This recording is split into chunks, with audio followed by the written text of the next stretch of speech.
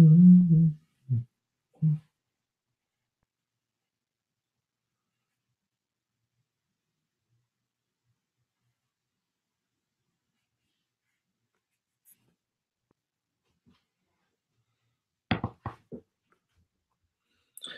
folks, waiting for a few more to jump in.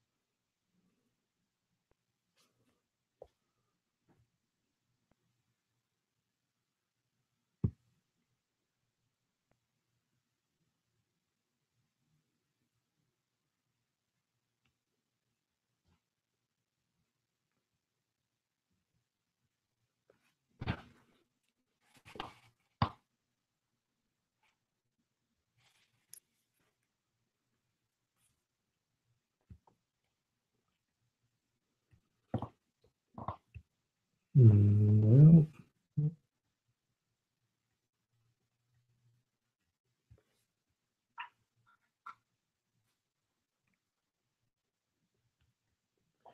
do do do do do do do do do do do.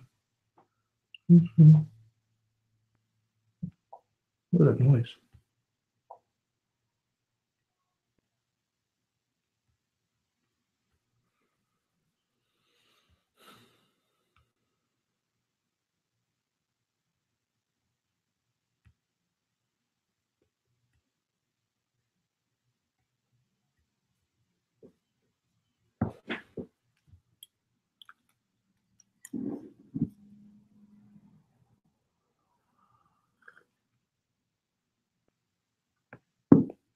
Hey, yeah, man.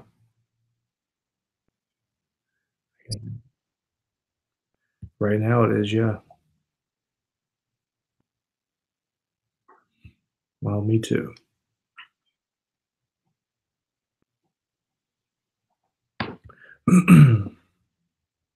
You doing all right? Yeah, man. Doing well. Oh, cool.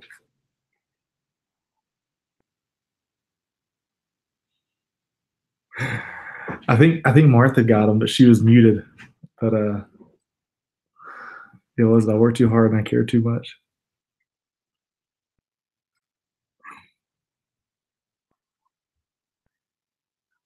Yeah.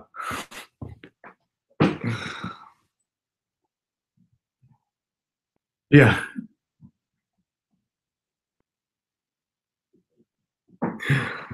Oh man, Scott's tots.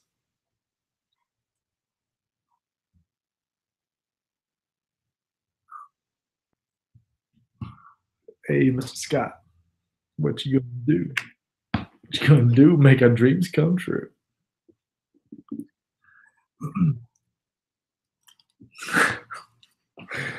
So you got his laptops? Well, you gotta keep that laptop charged. Can you see me, Scott? Okay. Martha says she can't see me, but okay, now she can. I can't see her, but oh well. Um, cool, man. Let's we'll jump in. So right now I think it's me, you, and her. I guess she's here. Let's see ya. Hey.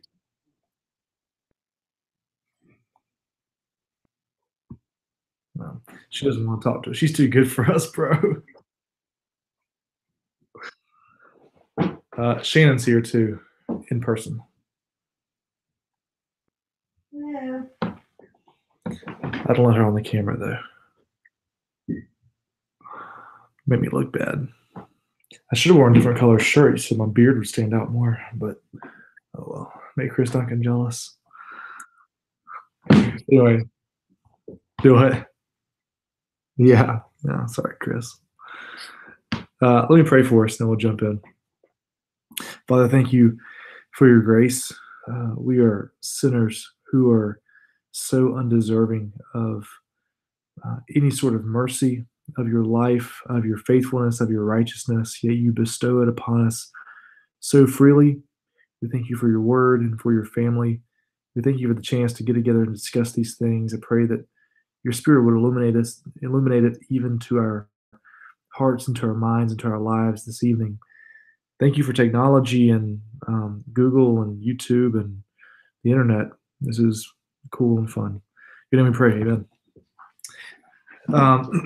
So we looked at, read hopefully chapters 5, 6, and 7. I guess Martha left us again. Oh well. Is it just mom? Well, anything from these chapters stand out to you that were particularly useful, or that you had a question about, or?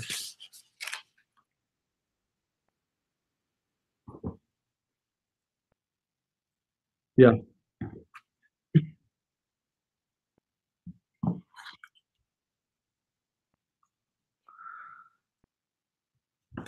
Isn't it crazy? Like he asked those questions.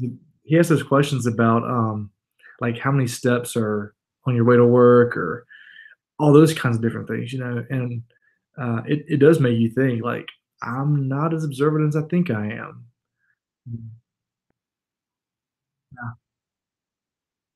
Yeah, Oh, I yeah. For me, there's not many because I work right here. Yeah, yeah. I know. Like for me though, like I'm a stickler for. Hey, Martha. Welcome back. It's all good. Um, praise him. Um, I'm a stickler for ending a step. I've mentioned this in a sermon or something one time, but I have this weird thing with my brain. Like whenever I'm walking up or down a set of steps, I need to end on my left foot. And it's not just steps, but like if I walk into a room or if I walk from the road to a sidewalk, um, my first step in that new territory has to be with my left foot. And so like when I go up my steps to go upstairs, I have a very particular way I start up the steps, very particular way I start down the steps. South Point's the same way. Like people's homes, as soon as like figure it out, whatever. Chick-fil-A was the same way, and there were different sets of steps all over the place. But I figured out here's how I can do every single one and end on my left foot. But even with that, proclivity to um, be that weird, I don't know exactly how many steps are even like in my house. I can tell you what foot I need to start on, but I will, yeah, yeah. Anyway, you were about to say something a minute ago about observation.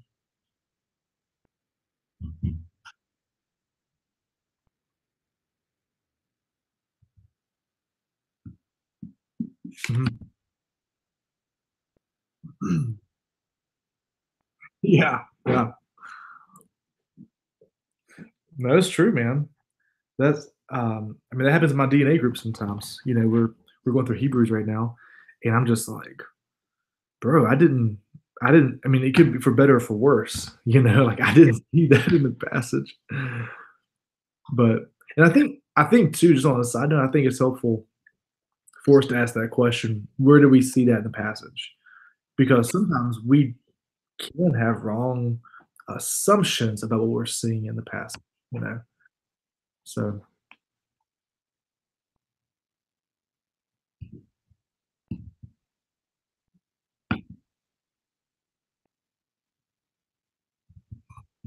mhm. Mhm.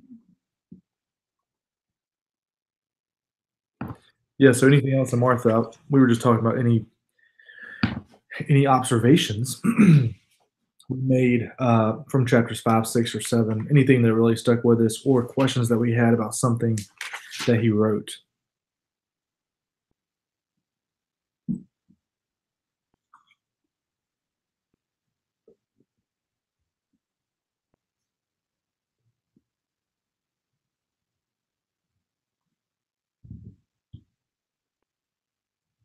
I know.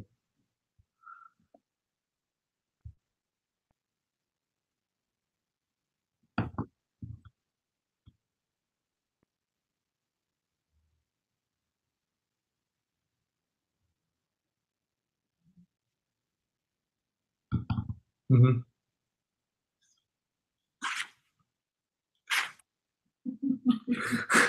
I speak at life.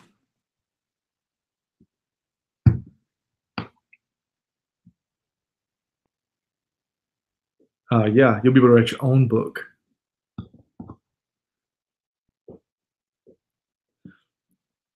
Um,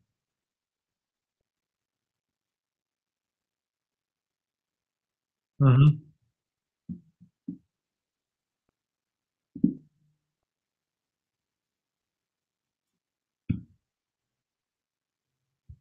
Yeah, yeah. I think some.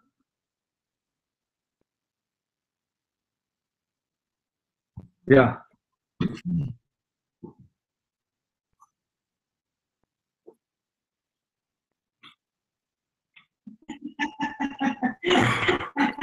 you. Yeah, this is something.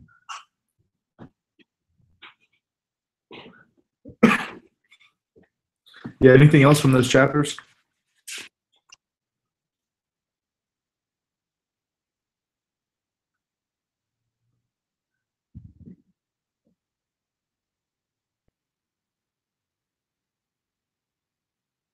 Yeah.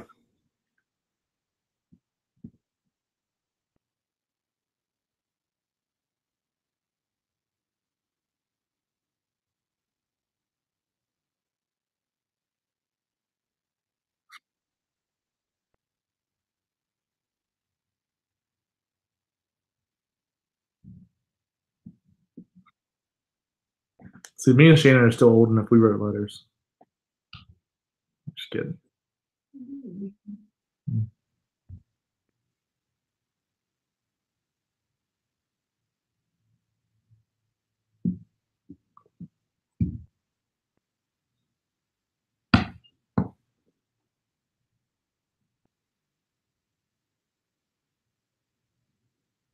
I think he pairs that well. You know, he begins by talking about the art and craft of how to read, but then I think sometimes we can't get bogged down just the fact that hey, I'm reading this. We can't read it just for the sake of knowing all the things that are there. We still have to have that overarching sense of this is still a love letter. This is still the glory and grace and love of God revealed through these words. So that should be the driving motivation behind wanting to know all those things about it.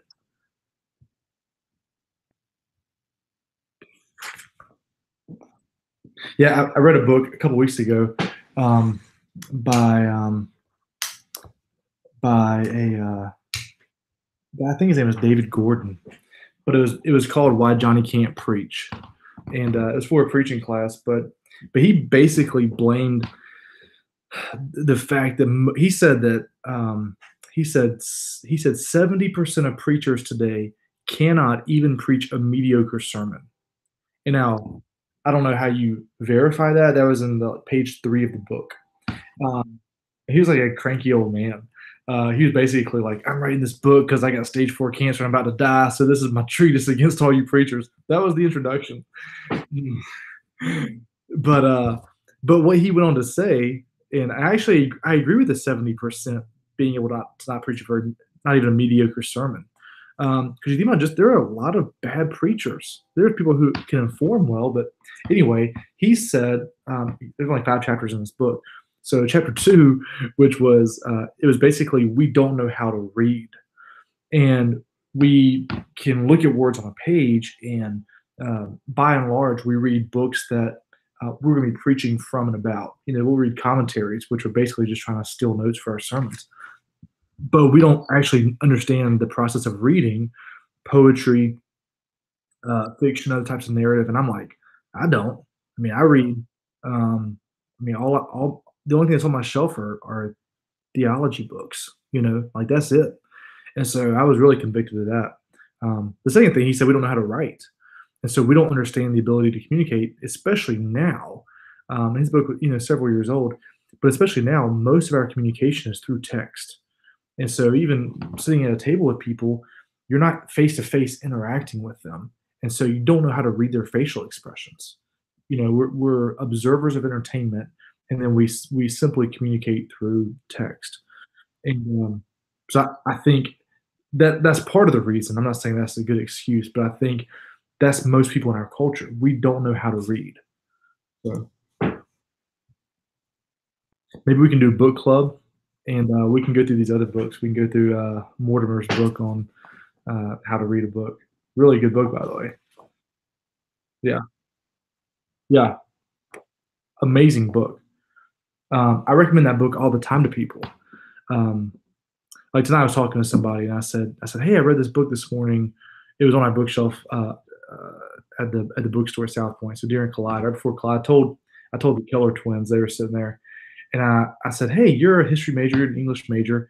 I said, I read this book this morning on Isaac Watts. And I said, you would like it. Easy read, it's only 140 pages. But it's a biography of Watts. And somebody said, how did you read a book this morning? And I said, how to read a book. Like you got to know how to read a book.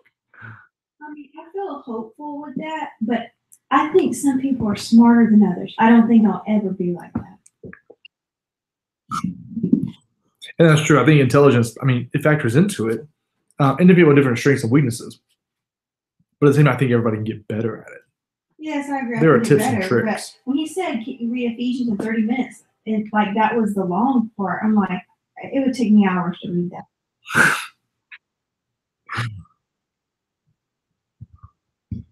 I hate to read. Yes. That's why I don't write our letters. Yeah, yeah.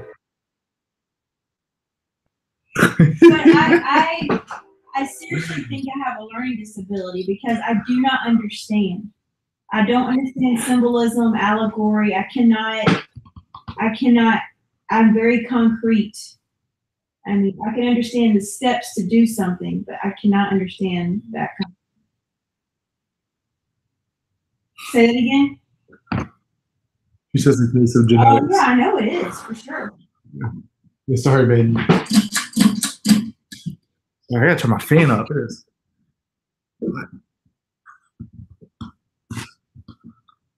Yeah, yeah.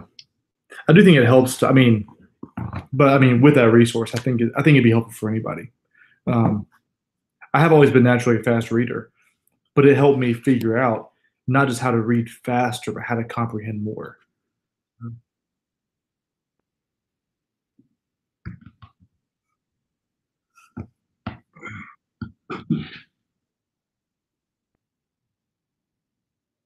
What up, folk? Hey, just hopped out of the shower. Hey.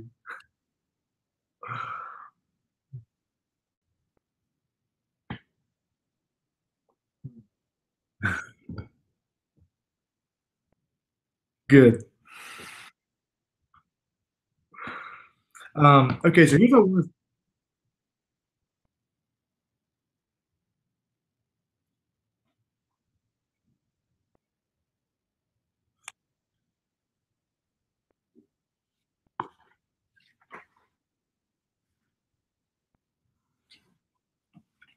no. But,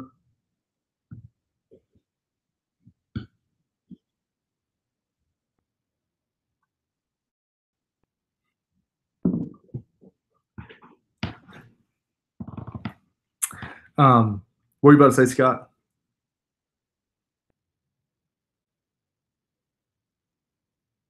Yeah.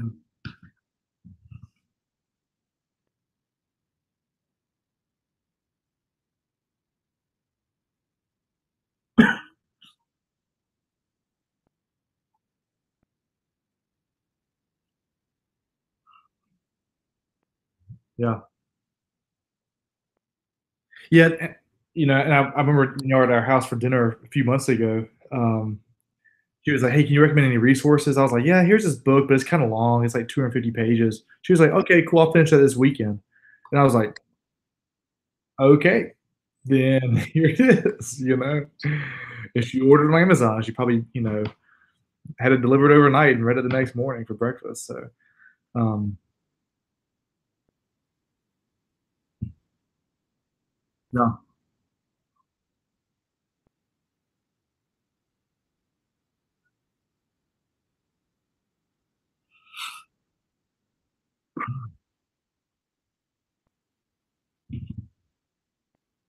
no. And he talks about. I don't think he had any stats in here about how many people don't read books. I've heard anywhere from. I heard recently because I had to read for a class and I got the answer wrong.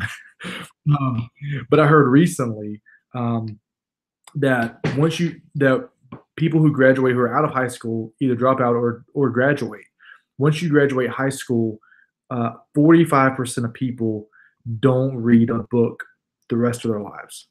I've heard another stat that 55% of people read no more than two books. So some somewhere in there that's probably, about right.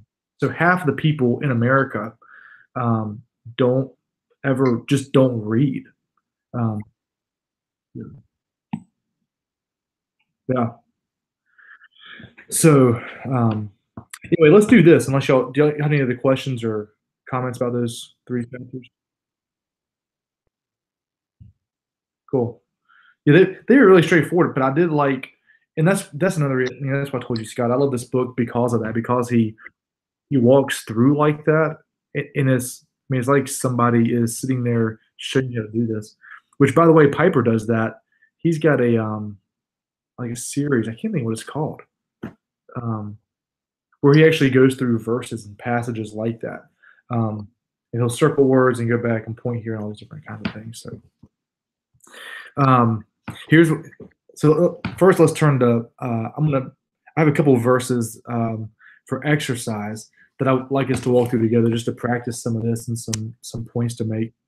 Um, but first, I'll show you what I did with my life group the other night. This kind of ties into observation. I wasn't planning on doing this, but go to Jonah 1, if you have your Bible. Or if you don't have your Bible, a book study for the Bible, then just grab your phone. If you have the Bible app.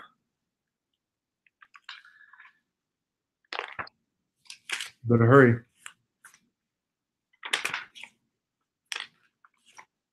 Joel, Amos, Obadiah, Jonah. Those minor prophets, man, I've always got to recite them so I can remember where my books of the Bible are. Okay, Jonah 1. You there, Marty? Jonah 1. And the other night, I brought this up in my life because we were talking about some one of the ladies, her dad's not a believer, and so she sent him a book and A Case for Christ, Lee Strobel. And in there, Lee talks about just the veracity of the scriptures and how they came about and all these different kinds of things. And so we were talking about just different presuppositions we come to the text with. And we just assumed that a dude sat down and wrote the whole thing out, and now we can sit down and just read everything, and in one sitting. So anyway, so we were just talking about how books and passages and the Bible was formed. Not a super deep conversation for a life group, but it kind of related in that way. So I had to write a paper this past week on Jonah 1:16. So look at Jonah 1:16. So we're just going to pull this right out of we know this context pretty well, but here's what it says. Then the men feared the Lord exceedingly, and they offered a sacrifice to the Lord and made vows. Now, Sheena was in my life group, so she knows what's up. But when we look at that verse, what are the observations that we make? And of course, I'm in the ESV. Jonah 1:16. What's up, Monty?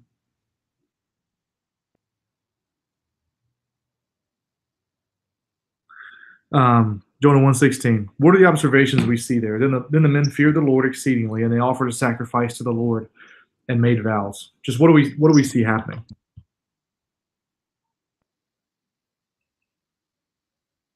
Yeah. Okay, who are the men?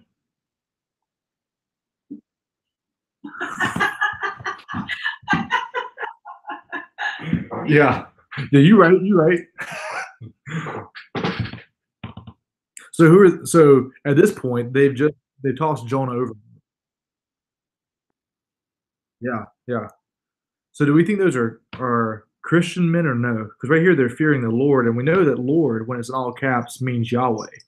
So that's not just a Lord, lowercase, but it's Yahweh, the God of Israel. So are these guys Hebrews who believe in Yahweh or no?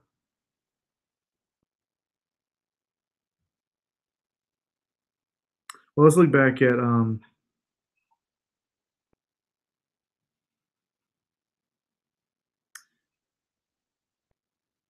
yeah, that's Jonah speaking. But so go back and look at verse 5. Then the mariners, the sailors or seamen, were afraid, and each cried out to his God. Lowercase, right? So these men, these sailors, are not believers in the one true God. Yet in verse 16, now they fear the Lord, Yahweh, exceedingly.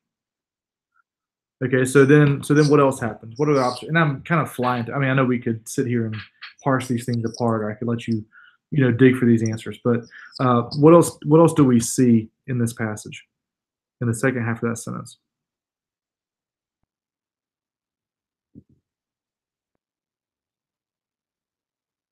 Okay, what does that entail?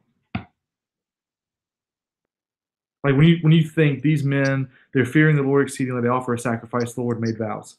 What is that? What ensues in our minds, our mind's eye?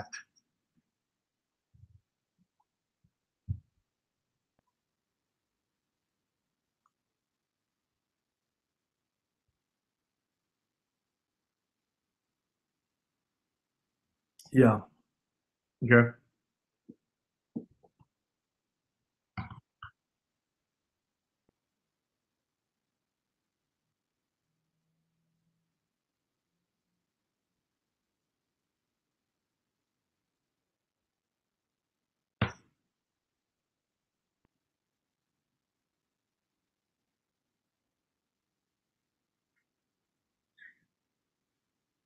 Right, but how are they? So again, we have to remember who's writing this, or at least we can assume that Jonah is writing it. It's the story of Jonah, and who is this story to? Who is the audience that this book was written to? This letter. Do what? It was written to the Hebrews. It was written to the nation of Israel. And so we can think, oh yeah, they made sacrifices. They found something precious. But to the Hebrews, what did a sacrifice mean? Because remember, that's their context, and so we can't just say, here's our context, and just uh, superimpose that.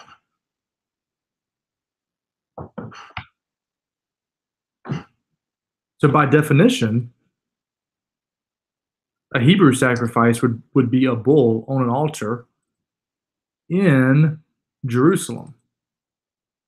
And so Jonah's saying this, like they did this, right? At least from our understanding, this translation. So when we read this, when we observe this, it means they built an altar on this boat and put a bull on it and sacrificed the bull or some type of animal. So in my life group, one of the ladies said, maybe they got like a pigeon. Couldn't you offer a pigeon? And I said, yeah, in the middle of this. So let's think about this again. They've just chucked everything overboard. The second half of verse 5, right? They just hurled everything overboard. So even if they had a bull and some stuff for an altar, they just tossed it.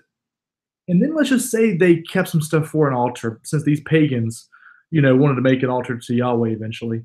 So now they've got to grab a pigeon, or let's just even say a seagull, from out of midair in the middle of this storm, right? That's the only way that if we read this, they could have made a sacrifice. So anyway, so this, just from observation, man, there's a lot of stuff wrong with this verse, right? Like, it doesn't make sense. But when we think, oh yeah, they made a sacrifice, right? Hold on. It does say the sea ceased from raging, so the storm quit. So they could have grabbed a bird. Okay, so they could have grabbed a bird once the storm stopped. All right, but they still don't have anything for the altar. And Shayna's smiling, so I'm guessing she was being facetious. But when we look back, so this is, and I don't think necessarily, my point in saying that, I think we could stop right here and say we should be observing things like this. And every verse isn't as complicated as that. But if we do look back, like, that should stir our minds that just from observation, we should be at least have a question mark. Like, we haven't arrived at the answer because this doesn't make sense. If we do look at the Hebrew, we could probably do a word study on feared, by the way, because we saw it in verse 5. And it's all throughout here. We see fear running all through Jonah. But secondly, they feared the Lord exceedingly, which means they feared him with a great fear. So we have a doubling of the word there in the Hebrew. Again, you don't have to know this, but it should at least cause us to go in this direction. They offered a sacrifice, which basically means they sacrificed a sacrifice. That's the literal in the Hebrew. And so we get that noun sacrifice because of what the verb is doing. Okay, so they sacrificed a sacrifice, and then it literally means they vowed a vow. And so we have all these doubling of words all throughout this verse. And so I don't think they literally made a sacrifice. I think what they did is they vowed to make a sacrifice to the Lord, which still one of two things. Did they become regenerate at that point? Did they actually have faith in God? Or are they just like, hey, God, if you get us out of this, we'll praise you forever. I don't know. The author doesn't say. But at some point, to figure out, like, what's going on there with those guys. And at least those observations should cause us to raise these questions. And we probably can't know the answer to some of these things till we get to heaven. But again, the power of observation, rather than just, oh yeah, they made a sacrifice, made a vow, Anyway, does that make sense? Shana wants me to get off that verse. She's tired of hearing about Jonah. I know, it's crazy. Okay, so let's go to Psalm 93:1. Remember, as we think observation, we're only asking the question, what do we see? So Psalm 93:1. How many books of the Bible are there? How many books of the Old Testament? 39. So 27 in the New. How many Psalms are there?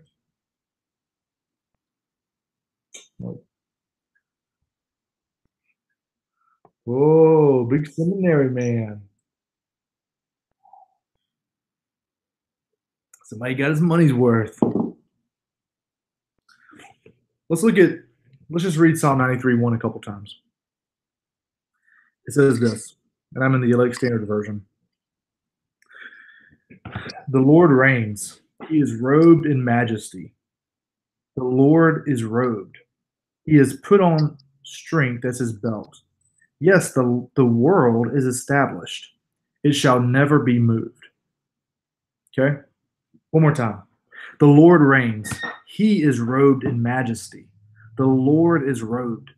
He has put on strength as his belt. Yes, the world is established.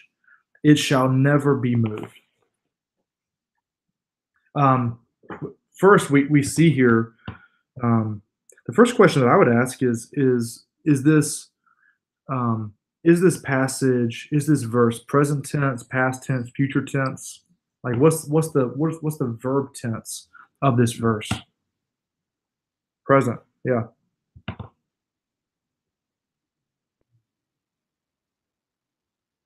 And at the same time, yeah, shall never be moved. And he has put on strength as his belt. There's sort of that. Um, he has put that on with enduring effect. It shall not be moved. What would we say is the main theme of this verse?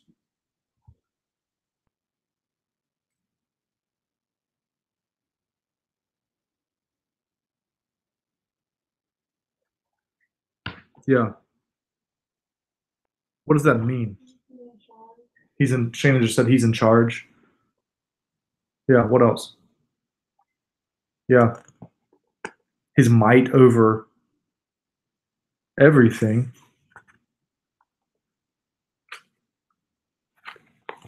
When you think Lord, so let's just zero in on that because that's um, that and robed is mentioned twice. When you think Lord, what comes to mind? Just in general, not just the Lord, but when you think Lord, what comes to mind?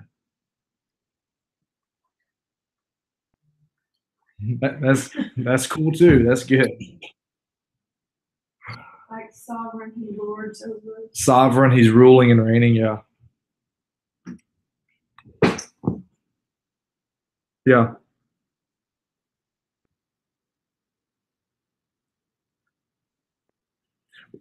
I just mentioned the Lord is doubled twice. So even when the verse starts, we should be thinking, or as we read through, we're thinking the Lord. Okay, it's not just the Lord like this ethereal God Yahweh, but there's a reason he doesn't say God. There's a reason he doesn't say the Father or Jesus Christ, which at this point we don't have Jesus Christ showing up on the scene, right? But still, even from David's perspective, understand that he is saying the Lord. There's this reigning King. Um, I said the robe is one of those doubled things as well, just in this verse. Um, what other themes or ideas or images are are talked about? Like, what is this when you visualize this verse? What do you see as being the main visual idea?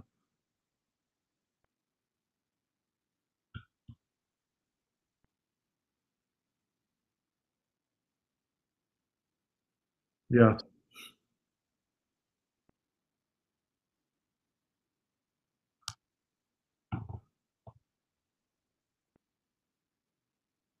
yeah,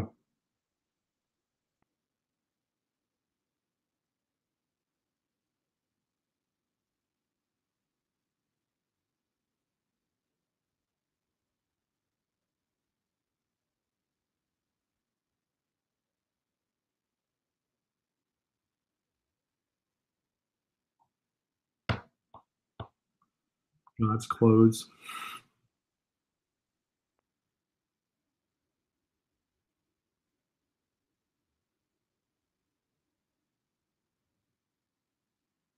Yeah.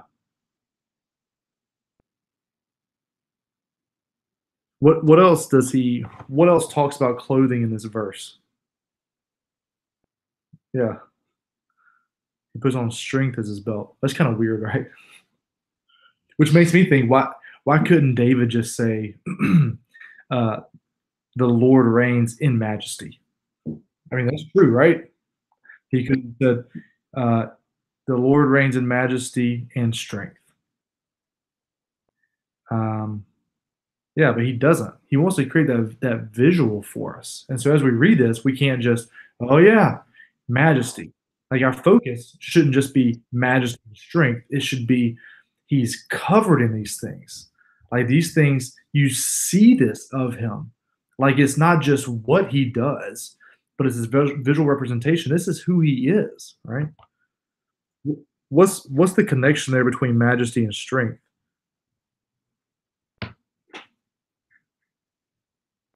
Because those are the two attributes of God that we see here, right?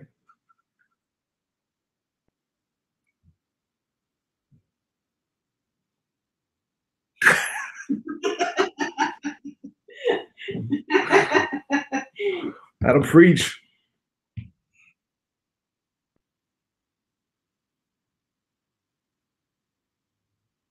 Yeah, yeah.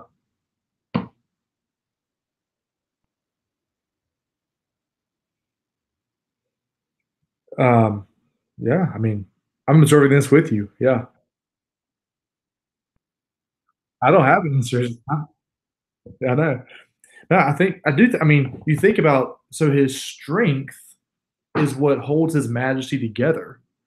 His majesty is so great, but his strength is so great. Like he's in this balance, with himself.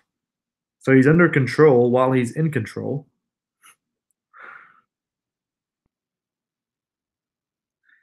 Why does he then? Why does he even within this one verse, which last week we talked about, we don't have chapters and verses until 1955, until I think 1555. Don't quote me on that. I think that's the date, 1955. Quote me on that, please. Somebody tweet that. But why does he? Why in this verse? Um, and you can even look at the context of this. But why does all of a sudden? So we've got the word yes, right? Um, so he doesn't just you don't just begin with how are you today? Yes, I am fine.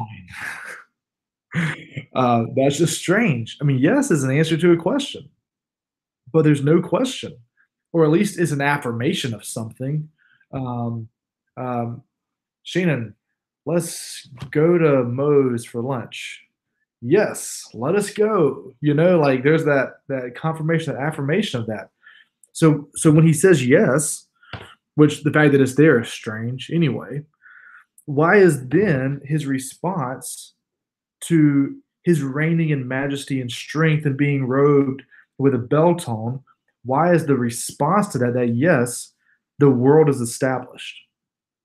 So what's the connection between him being robed in majesty and strength and the world being established? Why how are those two things connected?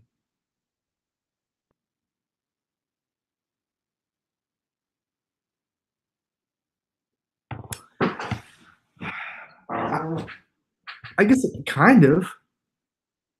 I would say it's probably more of a like an exclamation, maybe more so than a conjunction. But he's using the exclamation like a wow or oh, let us. So it's almost like it is joining these two things, but I wouldn't say it's technically a conjunction, like and but so that yet for.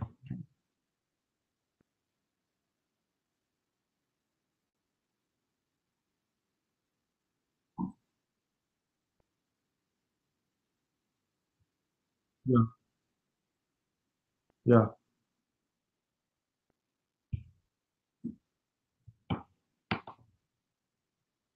yeah. I just think it's kind of strange. I don't have an answer. I don't have any Hebrew backing on this one. My paper was on Jonah 1:16. That's it. But I think again, the point is not to interpret this. The point is really to observe it, right? So we're just looking at observation. So we see, get it, Mark. Uh, he's going like this. um, we see that there is a connection there, and so observation doesn't provide us with the answers. Observation should probably provide us with more questions than anything. So I know, like, what are you talking about, David? Uh,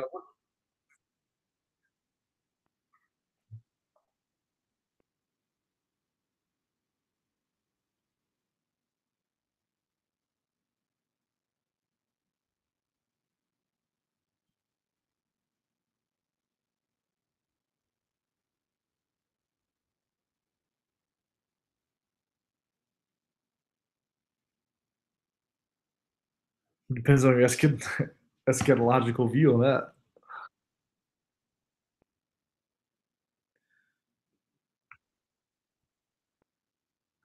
Hold on 1 second, guys.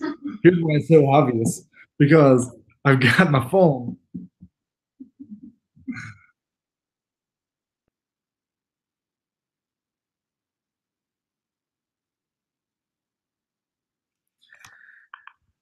Right. But I think the point is that just when we observe this, it's just a strange just uh, flip that he does there. He's just talking about God, and he could have continued because then in verse 2, I don't want to get too far ahead and look at the whole context. But your throne is established from of old. You are from everlasting. So right here, right in the middle of all that, talking about Yahweh being robed and on his throne, yes, the earth is established. So I think at least making that observation is good. I think, the end of verse 1, it shall never be moved. What does that mean? The earth shall never be moved.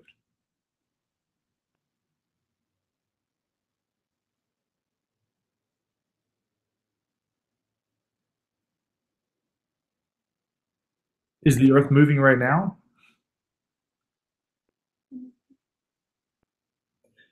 We know it's spinning on its axis. So does that mean this verse is wrong? It shouldn't be in the Bible?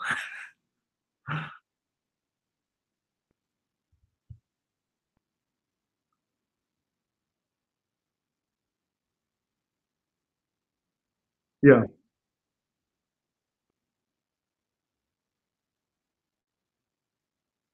yeah.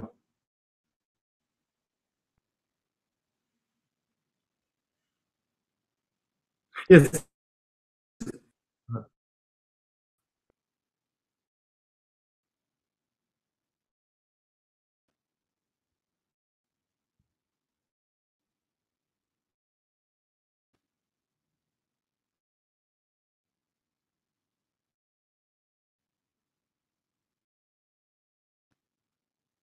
Right, but now into interpretation. Just do what?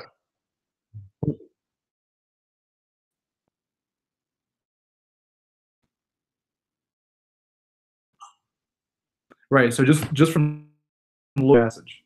So a survey of we want to figure out how to best look.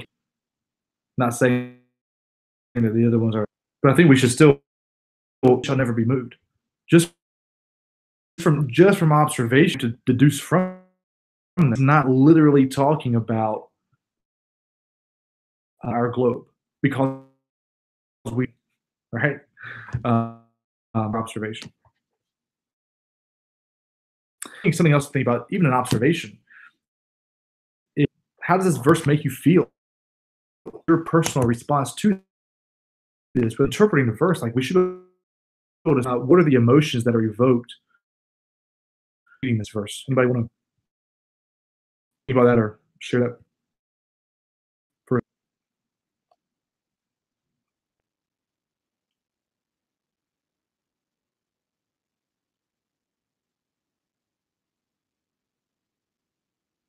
sorry, yeah, my cloud was trying to sync up to the files on my computer, so it's still in bandwidth. I was just saying, so part of observation, even when we finish, before we even get to interpretation or application, we should at least interact with the passage and ask what feelings or emotions are evoked inside of us just from reading. Because if we don't have commentaries or access to other passages, like even just from reading these verses, the Lord reigns, He's robed, the world's established. How do our hearts respond to that? Yeah,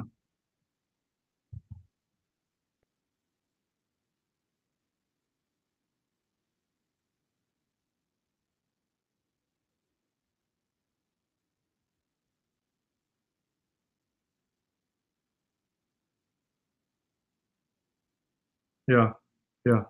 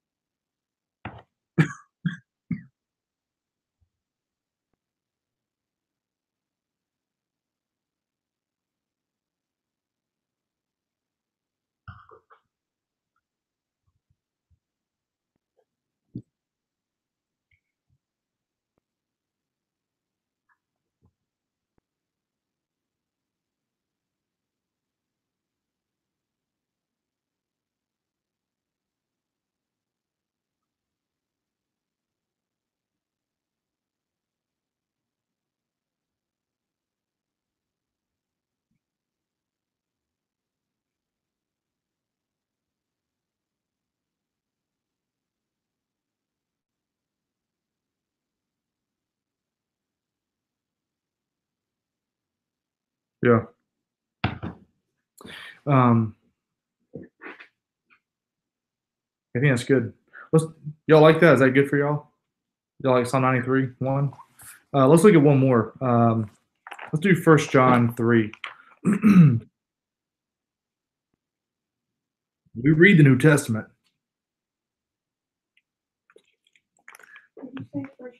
First John, 3. 1 John 3:12.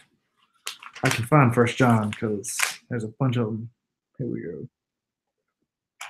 This one's gonna be fun.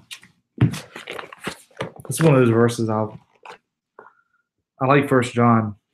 I've preached through 1 John, and this is one of those verses that you just kind of skip over.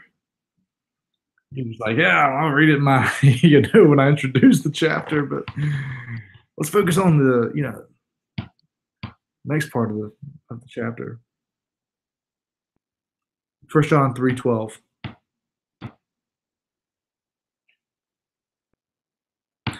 Who wrote the book of 1 John?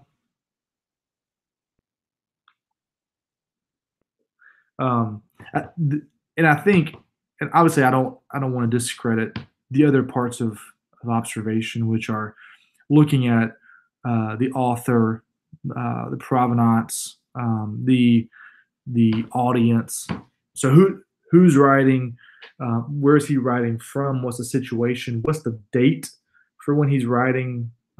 What's going on with the people, to whom he is writing? So we don't have time to spend with all that, but I think that would help with understanding anything we read, but especially for this passage, it will help. Jesus wrote the Bible through the power of the Holy Spirit. So John wrote this book. I was trying to see. Yeah, I don't think he claims it at the beginning. So he says in 1 John 3:12, he says, we should not be like Cain, who was of the evil one and murdered his brother. And why did he murder him? Because his own deeds were evil and his brother's righteous. Look, man, this ain't no John 3:12. That'd been way too easy. This is like when somebody in a football game puts up, 1 John 3:16. By this we know love, that he laid down his life for us, and we ought to lay down our lives for the brothers. It's like, no, you meant John 3:16, not 1 John 3:16, which has happened in football games before. But yeah, so we should not be like Cain, who was of the evil one and murdered his brother. And why did he murder him? Because his own deeds were evil and his brother's righteous. What do we observe here in this single verse?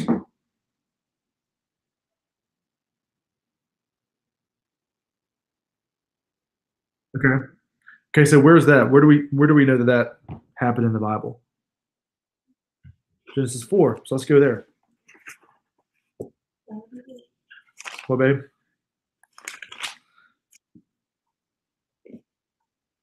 Hey, babe. Hey, babe. Hey, babe. Yeah, this ain't Alabama. Ain't that right, Scott?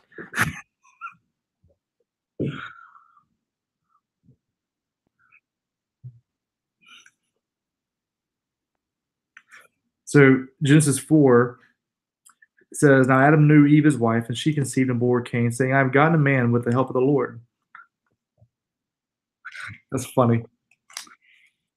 And again, she bore his brother Abel. Now Abel was a keeper of sheep, and Cain a worker of the ground. In the course of time, Cain brought to the Lord an offering of the fruit of the ground. Abel also brought of the firstborn of his flock and of their fat portions. And the Lord had regard for Abel and his offering, but for Cain and his offering he had no regard. So Cain was very angry, and his face fell. The Lord said to Cain, why are you angry, and why is your face fallen? If you do well, will you not be accepted? And if you do not do well, sin is crouching at your door. Its desire is for you, but you must rule over it. So Cain spoke to Abel his brother, and when they were in the field, Cain rose up against his brother Abel and killed him. Then the Lord said to Cain, where is Abel your brother? He said, I do not know. Am I my brother's keeper? And the Lord said, what have you done? The voice of your brother's blood is crying to me from the ground.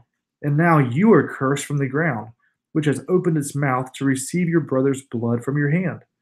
When you work the ground, it shall no longer yield to you its strength. You shall be a fugitive and a wanderer on the earth. Cain said to the Lord, my punishment is greater than I can bear. Behold, you have driven me today away from the ground, and from your face I shall be hidden. I shall be a fugitive and a wanderer on the earth, and whoever finds me will kill me. Then the Lord said to him, not so. If anyone kills Cain, vengeance shall be taken on him sevenfold. And the Lord put a mark on Cain, lest any who found him should attack him. Then Cain went away from the presence of the Lord and settled in the land of Nod, east of Eden. So that's what we know about Cain, right? And then Cain knew his wife, which we could do some more studies on knew. But we know from knowing her, she got pregnant and bore Enoch. So anyway, we won't do any more studies on new. So that's the story. So how does that? So just reading those 16 verses, which I know that's a long passage, but that's more Bible than I've read the whole rest of the day. So I guess that's good. But how does that enlighten us? So when we go back and read 1 John 3:12, we should not be like Cain, who was of the evil one and murdered his brother. And why did he murder him? Because his own deeds were evil and his brother's righteous. How does that, knowing where that verse, now we put it in that context of Genesis 4. So this audience that John is writing to, they would understand that story. They remember the story of Cain and Abel. How does that context and that history there bring some more observation to our eyes? When we see this verse, how can we better observe it now?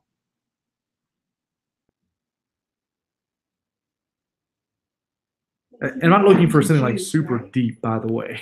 I'm just like, these are just simple observations. So when we look at this, do I? You would be writing to the Jews. Um, They knew the story. Would other people know the story?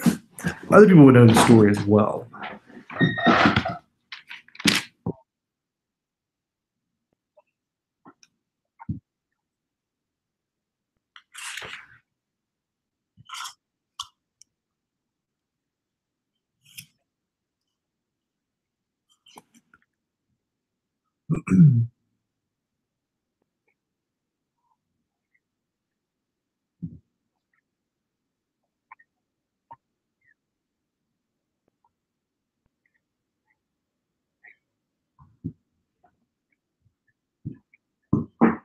Yeah.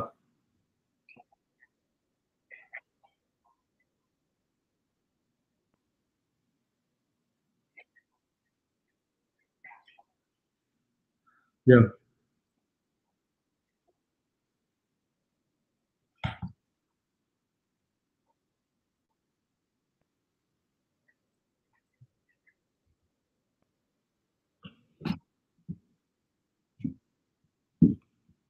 Yeah. So if nothing else, we see just like the title of this section right above verse 11 is love one another.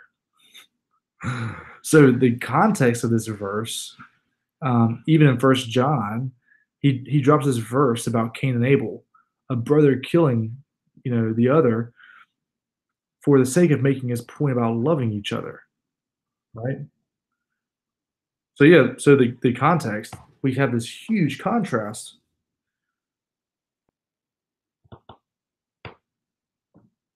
I think my thought, my eyes immediately go to who was of the evil one. We should not be like Cain, who was of the evil one. I think. Go ahead.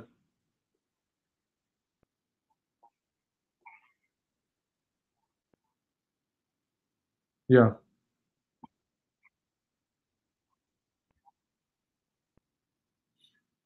that sounds like First John 4 right there, my friend.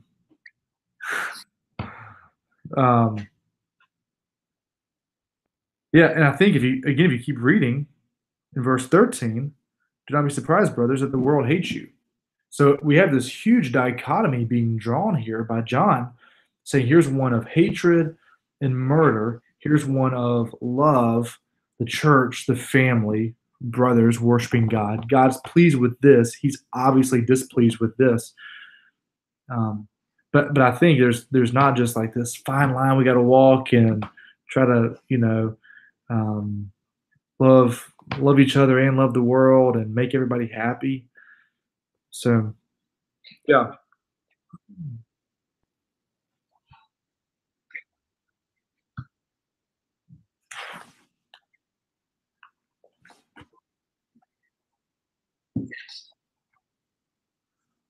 yeah,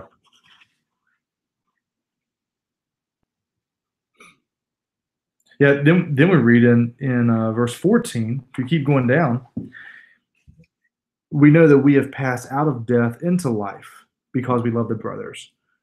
And so we've gone from being controlled by the evil one to now being controlled by the one who loves. Here's the one who brings death. Here's the one who brings life. And so we continue to see this. But I think again, just and this one is pretty easy. Like it's and a lot of it does have to do with the context, obviously, of the letter.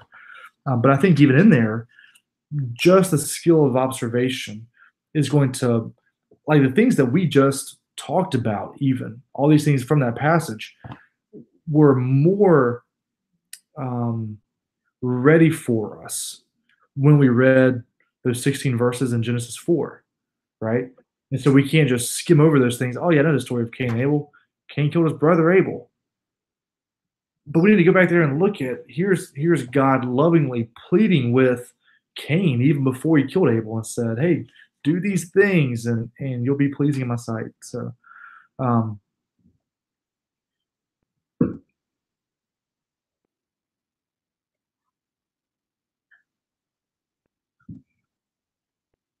yeah,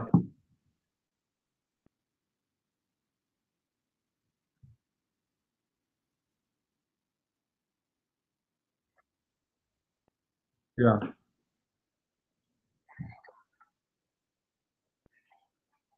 yeah,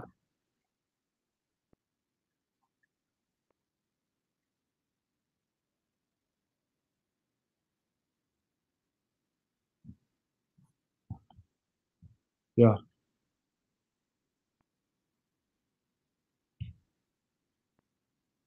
yeah. Yeah, then I think, go ahead.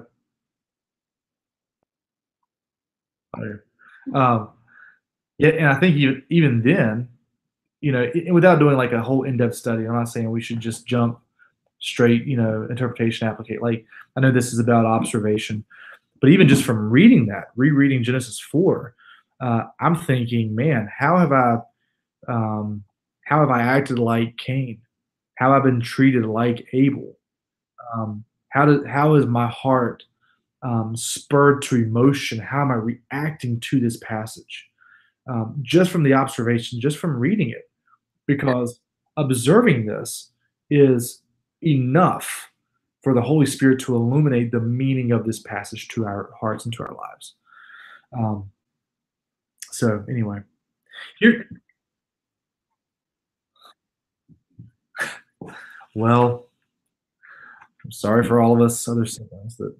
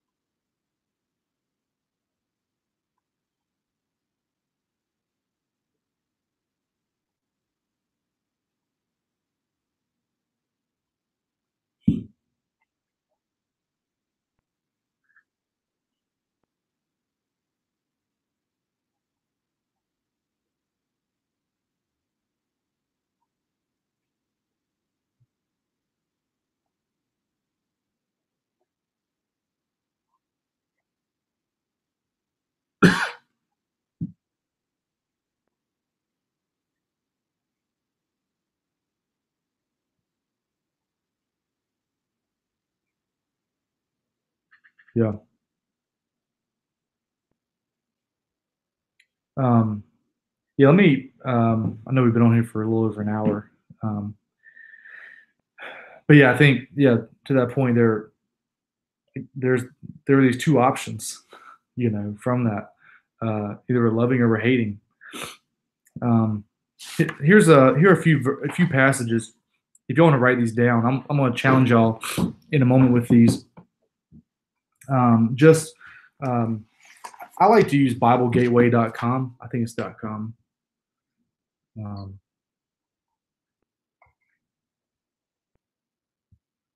yeah, BibleGateway.com. I like to use it for reading multiple translations. It's nice because they've got, I don't know, it seems like 80, 100 translations. I don't know, but you can type in a verse or passage, a whole chapter, and click which version you like or that you want to read, which translation, and it'll pull it up for you in that. So it's nice. But write these passages down if you will. The first one is the creation story, Genesis 2:4 through 25. And what I like for you to do is go through these around 5 passages. These 5 passages, go through it and read them in a few different translations. Ones that you're not familiar with. I always read the ESV, or that's my standard go-to. I started reading. I used to be a New King James guy. Just that was my MacArthur Study Bible. Before that, I was NIV, which was obviously before I got saved. But just kidding. NIV's I actually do like it for a lot of things, um, but yeah, I would encourage you read these passages. Read in the King James. King James is a beautiful translation. It's a beautiful version of the Bible. So Genesis 2:4 through 25. The second one is Psalm 23. Again, one that we're familiar with, but just reading it. So I'm not saying to go through and observe the same thing, but just reading it slowly. Here's a prophecy about the coming Messiah, Isaiah 9:6 through 7. I think another beautiful one, which would be Isaiah 53. I didn't write that one, but I love that one. The Beatitudes, Matthew 5:1 through 12. And then Paul's conversion, one of my favorite sermons I've ever preached, Acts 9:1 through 19. Just go through and either Bible Gateway, if you have multiple translations at your house or some other resource, go through and read those 5 passages using different versions of the Bible. I think it'll just help your sense of, man. Sometimes we're just stuck in this one version. Maybe the ESV is the best. Maybe the CSB is the best. Maybe the King James is the best. I don't know. I think it's okay to read other versions, but challenge you with that. And the other thing, write this passage down too. Luke 15:11 through 32. There's been a lot of study done on the prodigal son, or as Keller would say, the prodigal God. But there's been a lot of different international studies done on that passage, and different guys have gone and told that story to a group of people and said, what stands out with you the most from this passage? And it's interesting how when we read the prodigal son, and we'll talk about it in a couple of weeks. We see certain things, but I would encourage you, read it and read in different translations if you want to. You read, but my thought is just try to read with fresh eyes. Like, I've never read Luke 15 before. Let me just read this as if I'm an 8-year-old kid sitting on a hillside listening to Jesus tell this for the first time, and I live in an agrarian society. My dad's a farmer. Let me just read it from those eyes, and we'll talk about that next time we meet. But I think it's a really interesting passage that we take for granted and we have a lot of assumptions about. I think just some real simple observations would just be interesting. So anyway, y'all good with that? Cool. So a little bit of homework. The next time we're meeting in 2 weeks, right? What's the date? The 8th? So we're meeting the 22nd. Math is right. Hey, day before my birthday. Make sure y'all send me some wishes. We'll be doing chapters 8 through 18, which is a pretty good little chunk of reading there if you haven't read it already. But yeah, like I said before, those chapters are, some of them are 2 pages long.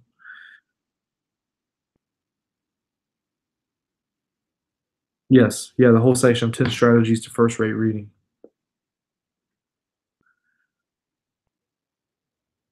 So maybe if you want to read those chapters first and then do the Luke 11 assignment, that may be helpful. Luke 15 assignment.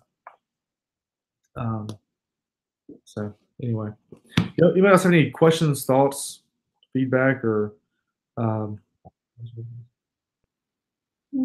yeah. Did you say how first Atlanta 13? Yeah.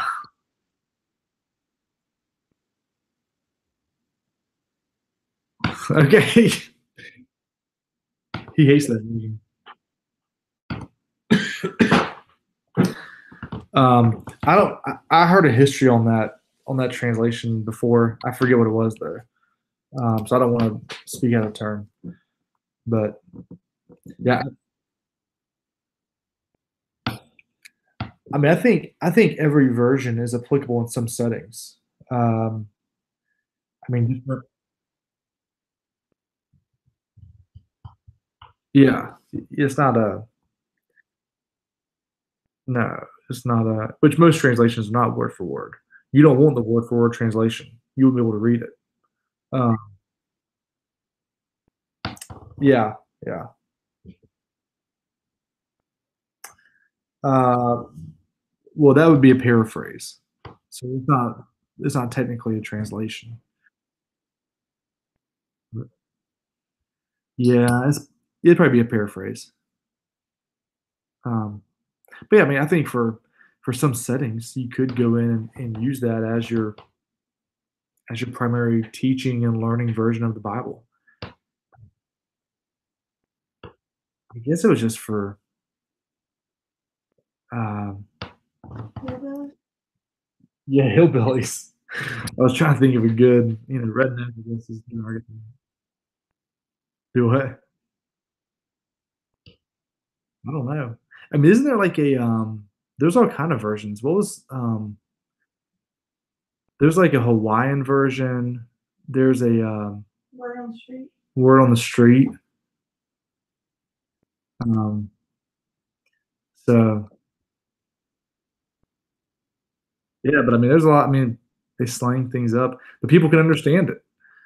Um, so, all right. Glad y'all are here tonight. This was fun. Did y'all like the interaction a little more, like some practicing, or would you prefer a little more just instruction or talking through, like, or asking questions? Y'all tell me what's okay. Cool. Yeah. You're like, yeah. Okay. Cool. That helps me too. I mean, I enjoy seeing how people learn. That helps me become a better teacher and preacher. So, um, anyway, so I appreciate that as much as anybody else. Cool. Love you guys, especially Shannon. Yeah. See y'all.